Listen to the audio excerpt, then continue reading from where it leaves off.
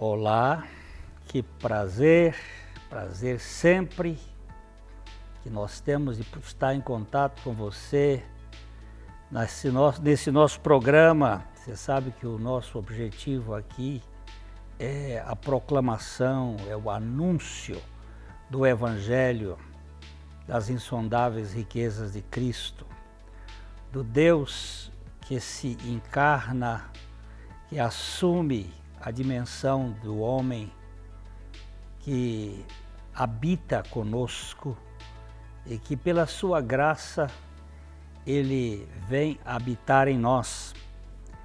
Os links estão aí na tela da sua TV, youtube.com /PIBLondrina1 e facebook.com/programa Café e Fé, tudo junto.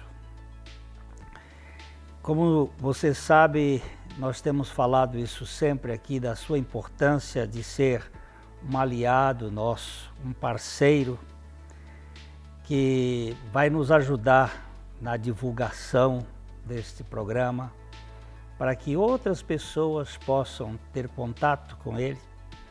Também a sua oração diante das lutas que se enfrenta, a sua oração é muito importante e a sua contribuição, se for assim visto como algo do Senhor na sua vida, nós ficamos muito agradecidos pela sua participação, porque nós temos custos.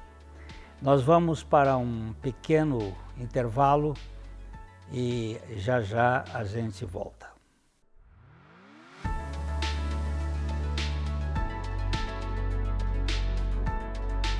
Bom dia, amados diabos, estamos aqui novamente com a graça, com a misericórdia de Deus para meditarmos em torno da palavra de Deus. Eu quero falar hoje um pouco sobre a verdade que liberta. E o texto que eu quero trabalhar com vocês é o texto de João 8,32. Jesus aqui ele foi muito claro quando ele disse: "E conhecereis a verdade, e a verdade vos libertará." Conhecer a verdade é conhecer uma pessoa. Conhecer a verdade é conhecer o próprio Jesus. Porque a Bíblia explica a Bíblia. Em João 14,6, Jesus vai dizer assim: "Eu sou o caminho, eu sou a verdade, eu sou a vida e ninguém vem ao Pai senão por mim." Então, quando ele está dizendo aqui, conhecereis a verdade e a verdade vos libertará, o conhecer a verdade é conhecer a pessoa dele, o que ele veio fazer esse mundo. Eu costumo dizer que Jesus ele não veio para esse mundo para fundar religião. Jesus veio para esse mundo com o único propósito: morrer e ressuscitar. Se você se lembra quando em Caná da Galileia Jesus vai transformar água em vinho e Maria vem conversar com ele, dizendo que tinha acabado o vinho, Jesus vira para Maria e fala assim: "Mulher, o que tenho eu contigo? Não é chegada a minha hora." Só que lá na cruz, quando Jesus está naquele momento de angústia, de tristeza, e ele faz aquela oração para o Pai, pedindo para que o Pai o afaste daquele momento, para que, se for possível, afaste dele aquele cálice, ele vai dizer bem naquele momento assim: "Foi precisamente para esta hora que eu vim." Então eu quero dizer para vocês, meus queridos, que Jesus Cristo veio para esse mundo com o único propósito: morrer naquela cruz para ressuscitar ao terceiro dia. Por quê? Porque eu tinha que morrer naquela cruz e você tinha que morrer naquela cruz. Então Deus enviou ele ao mundo. A palavra de Deus nos diz em 2 Coríntios 5,21, com muita propriedade, o seguinte: "Aquele que não conheceu o pecado, Deus o fez pecado por nós, para que nele fôssemos feitos justiça de Deus." Quando Jesus morreu naquela cruz, ele morreu com o único propósito: atrair o seu pecado, o meu pecado, atrair o seu velho homem, o meu velho homem, atrair a sua natureza adâmica, a minha natureza adâmica, atrair a sua natureza carnal, a minha natureza carnal no corpo santo dele. Paulo vai explicar isso com muita propriedade em João 12,32, quando o próprio Jesus diz assim: "E eu, quando for levantado da terra, atrairei todos a mim mesmo. E Paulo também explica isso com muita propriedade em Gálatas 2:20, quando ele diz: eu estou crucificado com Cristo e vivo não mais eu, mas Cristo vive em mim. Conhecer a verdade que liberta é conhecer isso, a obra que Cristo veio fazer nesse mundo, a obra que Ele veio operar nas nossas vidas. A palavra de Deus, a obra de Cristo é sempre de dentro para fora e nunca de fora para dentro. A palavra de Deus diz: se alguém está em Cristo, é uma nova criatura. As coisas velhas já passaram, eis que tudo se fez novo. A minha oração é que o Espírito Santo revele essa palavra no seu coração, para que você possa descansar nessa verdade, naquilo que Cristo fez por você, faz em você e através de você. Fique agora com a palavra do pastor Glênio e até a próxima, se Deus assim o permitir. Amém.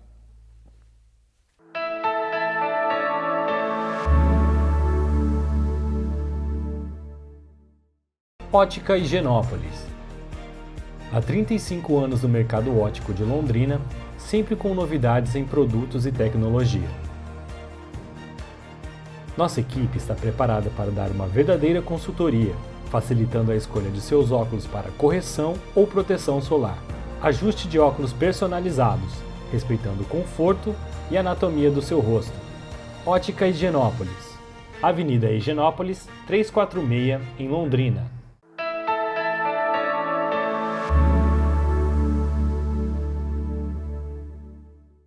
Hoje eu quero tratar um pouquinho sobre um tema que eu acho muito relevante, que é o Verbo se fez carne. O apóstolo João, ele escreve o seu evangelho já no final do primeiro século. O Evangelho de João é a última literatura bíblica no período aí de 90 do primeiro século. E ele fez uma abordagem já na sua velhice, falando de o verbo, a palavra, o logos, um termo que tem conotações da mentalidade grega, mas que ele está falando aqui sobre o ponto de vista da revelação do Espírito Santo. O verbo, no princípio, era o verbo, e o verbo estava com Deus, e o verbo era Deus. Ele estava no princípio com Deus, todas as coisas foram feitas por meio dele, por intermédio dele, e sem ele, nada do que foi feito se fez. Aqui o apóstolo está mostrando algo da característica da encarnação do Filho de Deus, do Verbo que se fez carne, do Cristo, o Messias, que vem habitar na raça humana. Cristo Jesus. Você presta atenção aqui que Cristo fala da natureza divina e Jesus aponta para a natureza humana. Cristo Jesus é o Deus que se encarna, o Verbo que estava no princípio, o Verbo que estava com Deus, o Verbo que era Deus. Ele agora vem habitar com a humanidade. Ele vem se tornar o Emanuel, o Deus conosco, com um objetivo principal, que é libertar o homem da sua teomania, da sua mania de grandeza, mania de querer ser Deus, a mania de onipotência que existe na raça humana. A encarnação do Filho de Deus, ela começa aqui, ele começa falando da sua eternidade. O princípio era o Verbo estava com Deus, o Verbo era Deus. Antes que houvesse existência das realidades, ele já era. Ele é. Não pode ser contido dentro da criação. O Verbo estava com Deus, e ele diz aqui no versículo 2 que ele estava no princípio com Deus e todas as coisas foram feitas por intermédio dele, e sem ele nada do que foi feito se fez. Aqui há uma batida de frente contra a ideia de uma criação sem uma inteligência, de uma criação sem uma mente que dirija como algo de uma explosão espontânea, porque a lógica nega completamente a possibilidade de que esta xícara seja fruto de uma explosão ou de alguma coisa fortuita que não tenha uma inteligência. Esta xícara, por mais simples que ela seja, ela reflete algo por trás dela, algo inteligente, ela tem ordem suficiente. Então ele diz que este Verbo que criou todas as coisas foram feitas por meio dele, sem ele nada se fez. Não foi uma geração espontânea, uma criação espontânea. Em seguida, o apóstolo vai dizer alguma coisa muito interessante, que ele diz: a vida estava nele, e a vida era a luz dos homens. Ele fala aqui da eternidade que precede a existência, depois ele fala desta obra pré-encarnada, quando ele chama a atenção de que ele é a fonte da vida. Não existe vida sem um autor, sem uma origem, sem uma causa não causada, como afirmava Aristóteles. Se ele fosse uma causa causada, ele seria uma criatura e não o Criador. Então, ele chama a atenção aqui da sua obra pré-existente, dizendo que a vida estava nele e a vida era a luz dos homens. A palavra luz, ela reflete a ideia de energia, a ideia de átomo, a ideia de vida que nós não podemos produzir. A vida estava nele e a vida era a energia dos homens. A luz resplandece nas trevas e as trevas não prevaleceram contra ela. Quando a gente vê a criação de Deus, lá em Gênesis capítulo 1, diz que no princípio criou Deus os céus e a terra. Esse versículo primeiro aí, ele é um versículo acabado, um versículo perfeito. Ele é composto na língua hebraica por 7 palavras, e estas palavras ali formam 49 letras. Isso é muito interessante do ponto de vista da matemática. 7 é um número de perfeição, e 49 é um múltiplo de 7 vezes 7, é interessante a gente observar que esta criação era perfeita. Mas o versículo seguinte mostra que a terra, ela se tornou sem forma e vazia. E havia trevas sobre a face do abismo. O abismo foi tomado por trevas.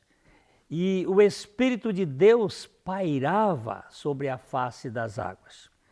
Como é que essas trevas apareceram, se Deus é luz e nele não há treva alguma? Isto aqui nos chama a atenção para a possibilidade que alguns intérpretes da Bíblia observam de um cataclisma, de uma hecatombe, de uma grande catástrofe, uma catástrofe cósmica, que seria a catástrofe luciferiana, aquele que é o símbolo das trevas, ou o Deus das trevas, o Deus da escuridão.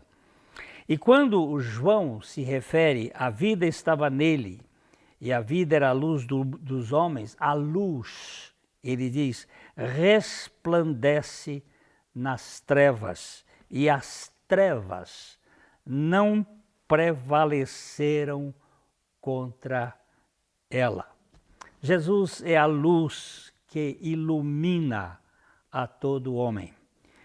E ele, quando ele toca nas nossas vidas, quando ele se reflete em nós, quando ele se manifesta para nós, as trevas da ignorância, as trevas da incredulidade, as trevas da opressão, as trevas do maligno, elas se dissipam, elas perdem a força.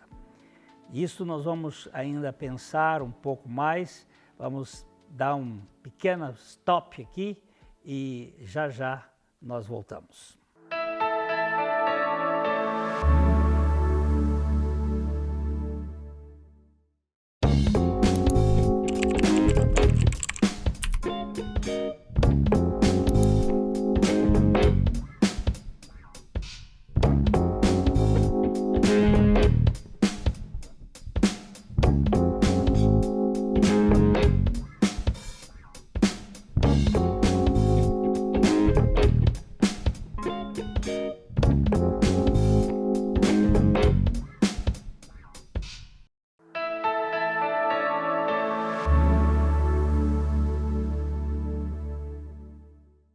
Como eu estava falando anteriormente,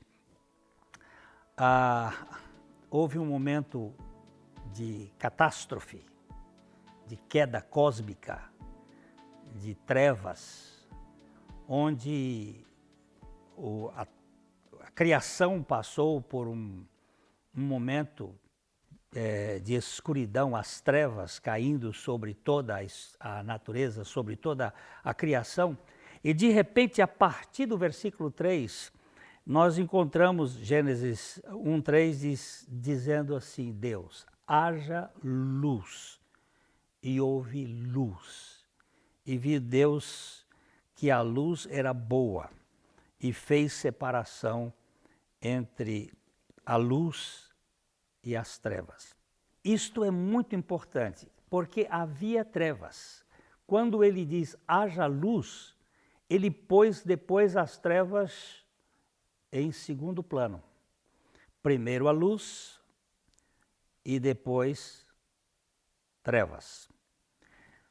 Deus criou tudo perfeito. Há uma espécie de catástrofe, de queda, de uma coisa cósmica da escuridão. Há trevas sobre a face do abismo. Deus começa haja luz, e depois ele separa a luz e as trevas.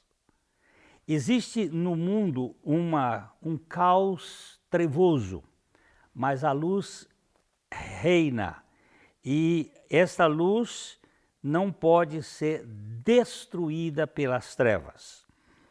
Aí, logo em seguida, Deus vê que a luz era boa, chamou a luz de dia e as trevas ele chamou de noite na criação. Este é o primeiro aspecto da luz na criação. Depois, a luz do Senhor. Em Isaías capítulo 2, verso 25, o profeta diz: vinde, ó casa de Jacó, e andemos na luz do Senhor. Esta luz aqui é a revelação, é o conhecimento da realidade daquele que ilumina, daquele que dá sentido à vida.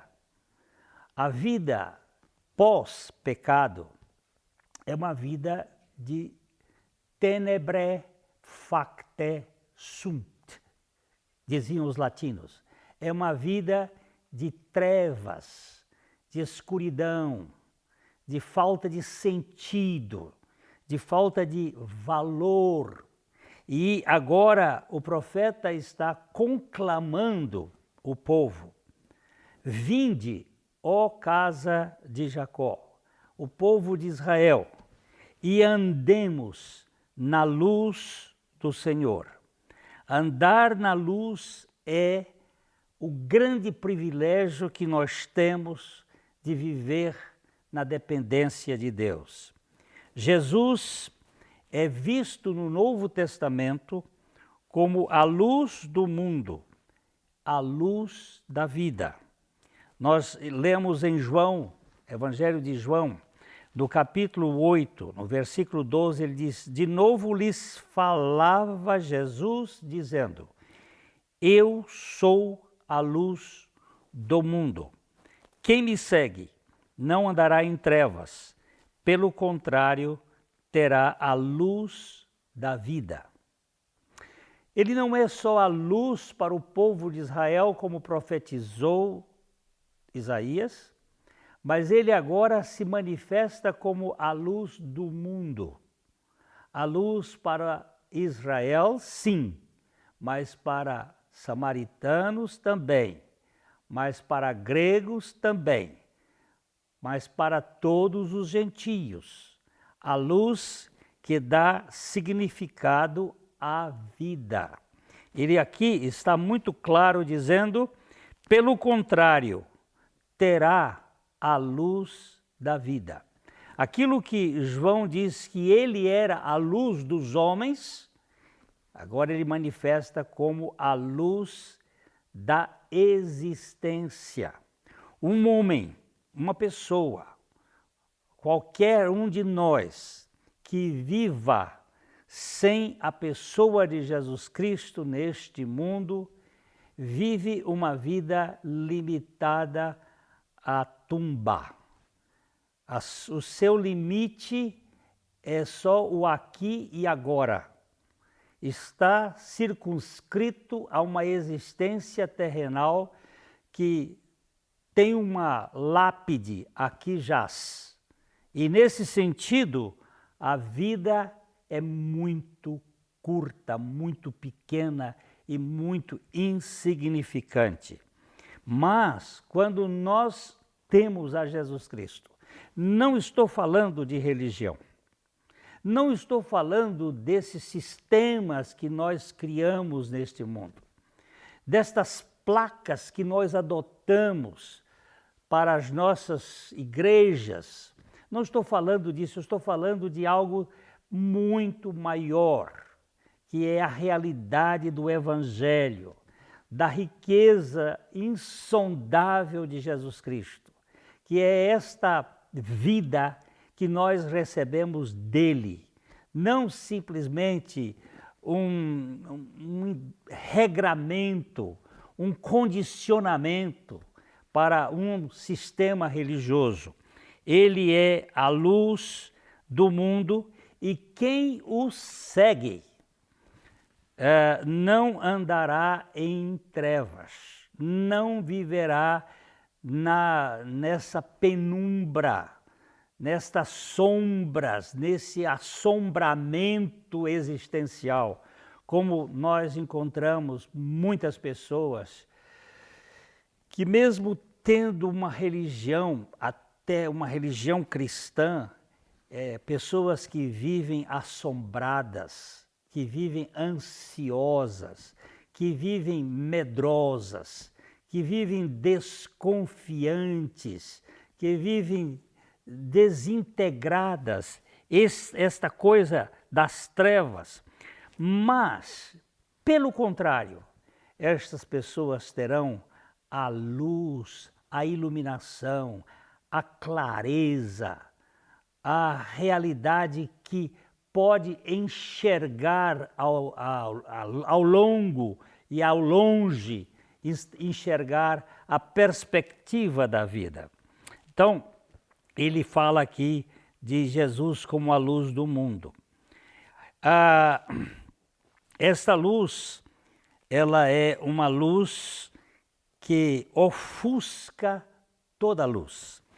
E no livro de Apocalipse, no capítulo 22, versículo 5, o apóstolo João vai dizer assim: então já não haverá noite, nem precisam eles de luz de candeia, nem da luz do sol, porque o Senhor Deus brilhará sobre eles e reinarão pelos séculos dos séculos. Olha que texto extraordinário. Nós aqui vivemos com uma certa claridade. Nas nossas casas temos as lâmpadas que nos ajudam a enxergar. Durante o dia nós temos o sol que brilha e que nos dá uma certa luminosidade. Mas esta luz é uma luz circunstancial. Ela está ligada ao topológico, ao local. Agora, ele chama a atenção que na perspectiva eterna, nós não precisaremos mais de candeias, nem de luz de sol, nem de coisa nenhuma, porque o Senhor é a nossa luz. Ele brilhará para sempre e Ele vai dar sentido à nossa vida. E o que eu quero aqui chamar a atenção, a sua e a minha, o que Jesus é para você? Apenas um sistema religioso, uma prática comportamental, ou ele é a luz da sua vida, a luz da sua existência, aquele que vem dar sentido e rumo ao seu caminho? Se você não conhece assim, eu queria lhe apresentar este Jesus, que veio a este mundo como a luz do mundo, não só a luz para os judeus, mas a luz para todas as pessoas que nele creem, tendo uma nova perspectiva de vida. É isso que gostaríamos que você conhecesse, Jesus Cristo, não a religião A, B, C ou D, mas a pessoa suficiente de Jesus, que ilumina a nossa vida, que dá sentido à nossa vida, que esclarece a nossa existência e que nos dá rumo para andarmos. Deus abençoe a sua vida, Deus abençoe profundamente a sua família e fica aqui o nosso abraço. Até a próxima, se o Senhor nos permitir.